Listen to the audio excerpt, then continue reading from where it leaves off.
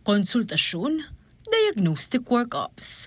Mapilan lamo kanurani ka ng serbisyo nga ampang nanimpeya kamumu ng OFW Hospital king bangsa, ang mayakit king barangay Sindalan, syudad ning San Fernando, Pampanga. Banon 2022, anyang mibok na siyang Level 1 Specialty Hospital ang MECU 50 bed capacity, ang magnasang mamia medical services karing overseas Filipino workers at king karalang immediate family members.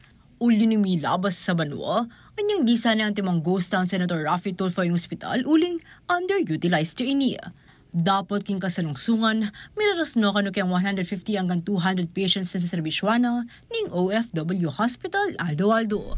Tumataas ang dami ng mga nagpapakonsulta sa atin because nakita nila nandito yung institution natin para tumulong, no? So, I can say talagang ang dami, ang lumalago talaga yung mga nagpapakonsulta sa atin. Not because dahil merong something na adverse sa health outcomes sila, pero gusto rin nilang masuportahan, no? Naging aware sila sa kahalagahan ng health nila.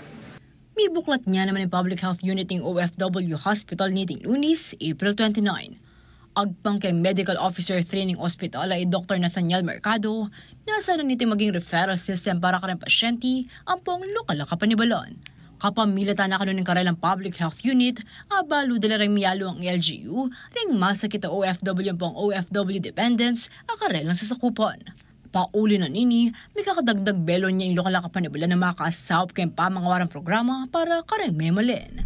At least to bridge, no, yung mga programs din ng LGU with our patients, no. So because our patients are reaching to us for medical assistance, no, we want them to be aware of the programs of their LGU and their respective LGUs for that purpose. So we want to bridge them, no, para at least hindi lang kami, no, yung magiging support system ng ating mga pasyente, no. Kumbaga, we help one another along with their respective LGUs, no, para matulungan namin sila for better health outcomes.